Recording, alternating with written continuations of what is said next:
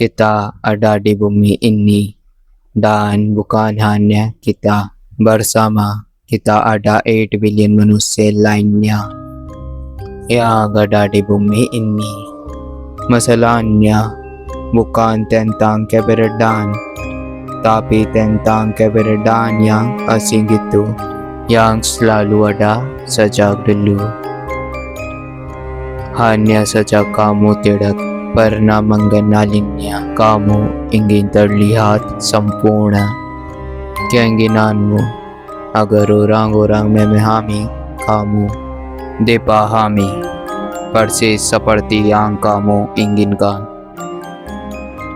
Keinginan untuk terlihat sempurna tanpa sadar membuat kita asing dengan diri sendiri. Tidak ada yang bisa memahami diri kita lebih baik dari diri kita. Ini sebagian besar memang benar, tapi tidak sepenuhnya benar. Karena manusia adalah makhluk yang paling mahir berbohong kepada dirinya sendiri. Inilah alasan mengapa kita bisa menjadi asing bagi diri kita sendiri dan mampu menciptakan sebuah bayangan kesempurnaan yang terpancar dari wajah orang-orang. Hanyalah sebuah kebohongan yang indah. Identitas mereka di luar pandangan orang lain perlahan hilang entah kemana. Munculnya identitas yang asing yang bisa menghancurkan keyakinanmu tentang kesempurnaanmu.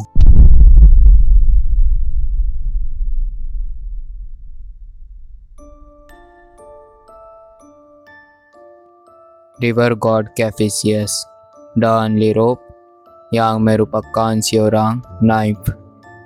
Mereka dikurniai seorang anak laki-laki yang sangat indah. Anak laki-laki itu sangat indah. Sebuah keindahan yang tidak biasa. Keindahan ini tidak biasa bukan karena keindahan ini melampaui imajinasi, dan bukan karena keindahan ini mampu membuat siapapun yang melihatnya seketika terpesona. Keindahan ini tidak biasa karena keindahan ini sendiri adalah penyebabnya. Sebuah sebab yang cantik tersembunyi di balik kehancuran yang menanti. Sebuah sebab yang cantik di balik kehancurannya sendiri. Aku sedang berbicara tentang keindahan narsisus. Inilah narsisus yang namanya kelak menjadi asal-usul sebuah istilah psikologi yang menjadi asal-usul narsisism.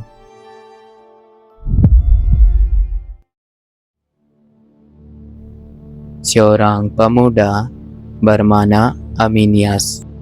Aminias bertemu dengan Narsisus. Aminias berkata kepada Narsisus, "Aku belum pernah melihat keindahan seperti ini seumur hidupku. Di hadapan keindahan ini, segala sesuatu terasa kecil nilainya. Aku mencintaimu. Jadikan aku bagian kecil dari hidupmu." Aminias telah jatuh cinta pada Narsisus pandangan pertama. Aminias telah mengungkapkan cintanya. Narsisus berkata, "Apa yang sebenarnya bisa kamu lakukan untukku?" Di hadapan Aminias berdiri identitas Narsisus yang indah. Aminias berkata, "Aku bahkan bisa memberikan nyawaku untukmu." Narsisus tidak menjawab dengan kata-kata. Dia mencabut pedangnya dan menyerahkannya kepada Aminias. "Kalau begitu berikan nyawamu." Aminias menapati janjinya. Tapi luka yang paling dalam bukan dari pedang itu, melainkan dari langkah Narcissus yang pergi tanpa satu kali pun menoleh. Aminias kini telah melihat identitas yang menjijikan di balik keindahan itu. Saat menjelang ajalnya, Aminias berdoa kepada Nemesis, sang revenge goddess. Narcissus pun harus merasakan cinta yang sama, cinta yang membuatku hancur. Dan revenge goddess Nemesis telah menyaksikan semua ini seperti timbangan yang tidak pernah salah.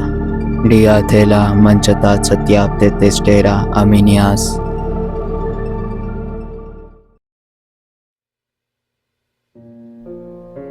Kecantikan Narcissus telah menjadi definisi dari kecantikan itu sendiri. Kecantikan ini adalah wajah yang melarikan bayangan Narcissus.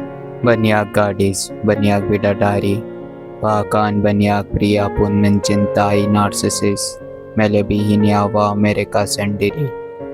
Cahaya kecantikannya terlalu menilaukan, begitu terang hingga bayangan Narcissus pun yang diletakkan di hadapan orang-orang tampak pudar. Sebuah bayangan yang tidak peduli pada nyawa siapapun, dan mungkin orang-orang pun tidak peduli pada nyawa mereka sendiri di hadapan kecantikan itu. Ketika Narcissus lahir, Lirop merasa cemas. Lirop hanya memiliki satu pertanyaan. Apakah Narcissus akan menjalani yang panjang? Sir Tiresias menjawab pertanyaan Lirop.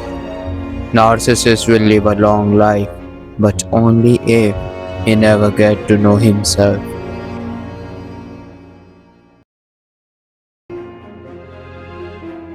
Suatu hari, Narcissus sedang berburu seperti biasa mencari sesuatu di luar dirinya, dan disitulah mata Iko jatuh pada Narcissus seperti cahaya yang akhirnya menemukan cerminnya, dan Iko pun mulai mengikutinya seperti bayangan yang tidak bisa melepaskan diri dari cahayanya.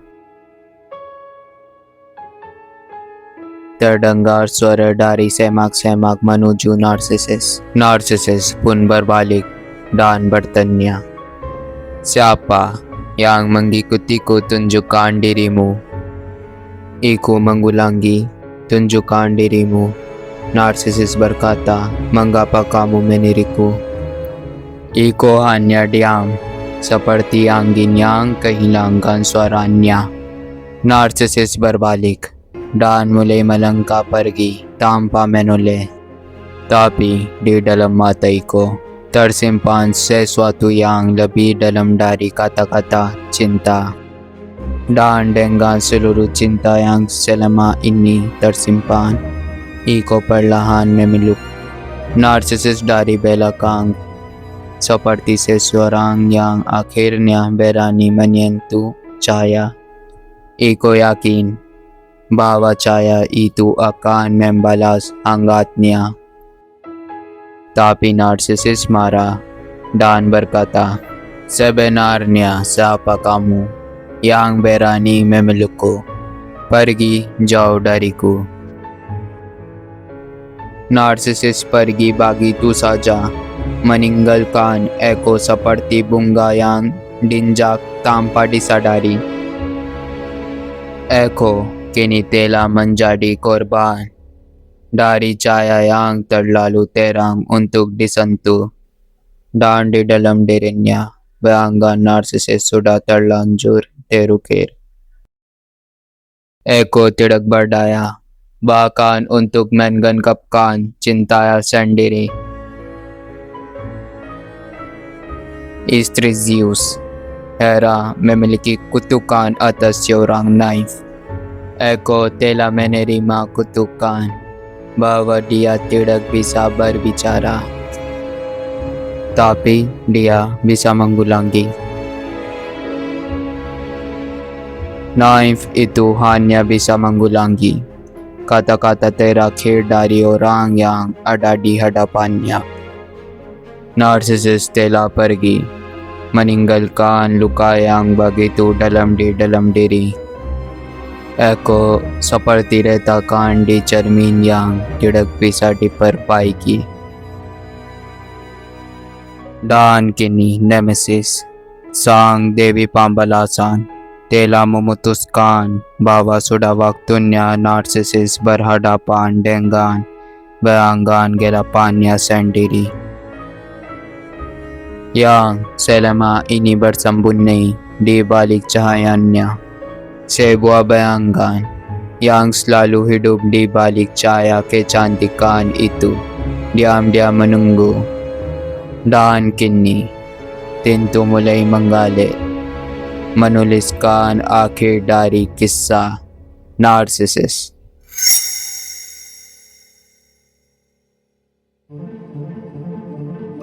Suatu hari, Narsisus sedang dalam perjalanan pulang dari perburuan. Narsisus merasa haus. Di tengah perjalanannya, sebuah danau muncul di hadapan Narsisus. Tenang jernih, tak tahu bahwa dia adalah jebakan yang sudah lama menunggu. Narsisus membungkuk untuk meminum air itu. Begitu Narsisus mendekatkan wajahnya untuk meminum air itu, saat itulah dia melihat sebuah keindahan yang selama ini tidak pernah Narsisus sadari. Seperti seseorang yang hidup di bawah sinar matahari, tapi tidak pernah melihat cahayanya sendiri. Dan kini Narsisus telah jatuh tersihir oleh kecantikannya sendiri, seperti api yang akhirnya membakar dirinya sendiri. Narsisus terkejut melihat wajahnya sendiri yang selama ini asing baginya. Dan Narsisus jatuh cinta pada renungannya sendiri yang indah. Narsisus pun mulai berbicara. Siapa kamu?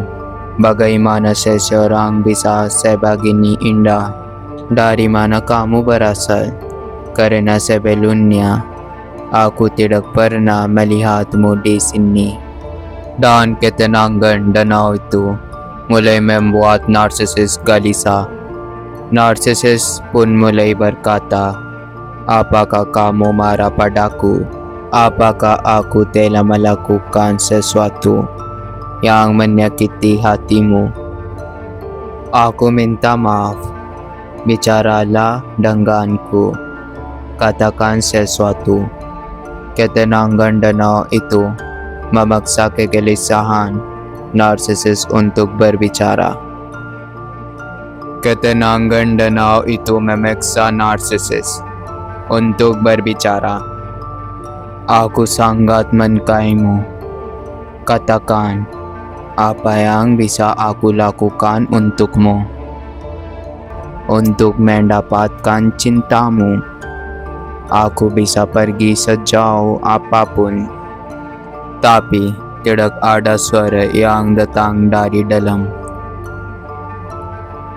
Narsisus merasa bahwa bagi orang itu dirinya tidak memiliki nilai atau bahkan perasaan apapun. Apakah kamu tidak mencintaiku? Sebenarnya apa yang kurang dalam diriku? Dan kata dan suara dari dalam itu mendorong kegelisahan Narsisus hingga ke batasnya, seperti busur yang sudah ditarik terlalu jauh saat melepaskan segalanya. Dan Narsisus berkata, jika kamu tidak mau berbicara denganku, maka aku akan menyerahkan nyawaku. Kecantikan yang tidak pernah menghargai nyawa siapapun. Apakah menurut kamu kecantikan itu akan menghargai nyawa narsisis?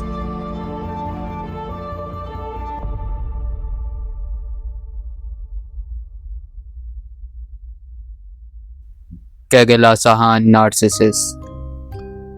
Dan ketenangan ganda telah merenggut sebuah kehidupan. Narsisis telah membayar harga karena tidak mengenal dirinya sendiri. Dan identitas yang asing itu adalah bayanganmu. Kita semua ingin terlihat sempurna di mata masyarakat. Saat masyarakat menolakmu, topeng kesempurnaanmu retak, dan di balik retakan itu hanya ada kekosongan. Lalu kita mulai merasa bahwa kita tidak lengkap. Ego kita terluka ketika penolakan masyarakat bertentangan dengan keinginan kita. Dan inilah alasan yang memaksa kita menjadi asing dari diri kita sendiri. Dan kita pun seperti narsisis, sebuah kisah juga sedang ditulis untuk kita. Sebuah kisah yang pada akhirnya akan menjadi kebinasaan kita. Jika aku katakan dalam kata-kata yang sederhana, bayangan adalah bagian dari diri kita yang meskipun milik kita, tidak pernah ingin kita jadikan diri kita sendiri. Selalu kita sembunyikan dari dunia, bahkan dari diri kita sendiri. Bayangan itu tidak selalu ada, tapi kemampuan untuk menggendirkannya selalu ada dalam diri kita. Dan yang kita butuhkan hanyalah rasa takut dan rasa malu. Dan rasa takut dan rasa malu ini telah terus-menerus datang kepada kita dari masyarakat dengan sangat sempurna. Munculnya amarah dalam situasi seperti ini memang sulit. Hanya karena satu rasa takut yang sederhana. Rasa takut untuk tidak diterima oleh masyarakat.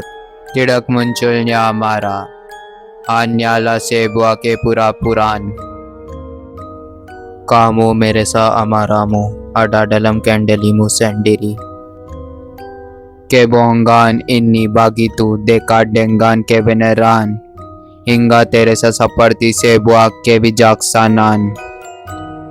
Kebohongan ini begitu dekat dengan kebenaran hingga terasa seperti sebuah kebijaksanaan. Amarah yang menumpuk ini bisa meledak kapan saja, dan kemudian kamu akan menyadari bahwa selama ini kamu hanya berlari, melarikan diri dari amarah itu sendiri. Dan iblis yang muncul saat amarahmu meledak bukan musuhmu. Dia adalah kamu, seperti topeng yang akhirnya jatuh. Di baliknya bukan wajah asing, wajahmu sendiri.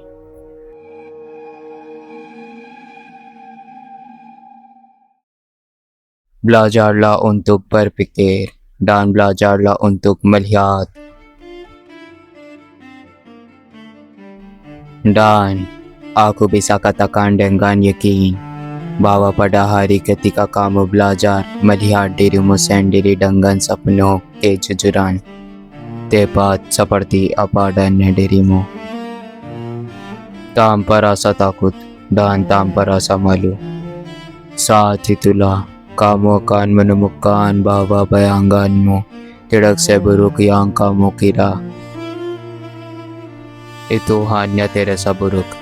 Karena kamu telah meyakini bahwa tempat itu tidak bisa menjadi baik. Dan kamu akan bisa melihat kekuatan dan kemampuan yang selama ini tersembunyi di dalam bayanganmu. Bayangan itu tidak seburuk yang kamu kira.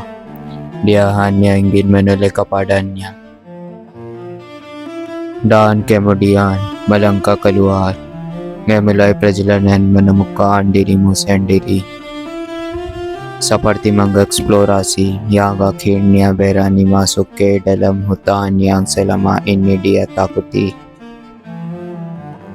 Dan kamu akan menemukan bahwa sebenarnya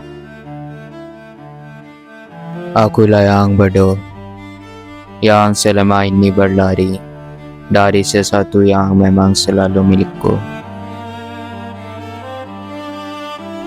Tapi ada satu pertanyaan. Apakah kamu sanggup menanggung identitas sendiri yang selama ini kamu anggap menjijikan, tanpa membenarkan dirimu sendiri? Jika tidak, kamu adalah hamba yang dirantai oleh kesombonganmu sendiri.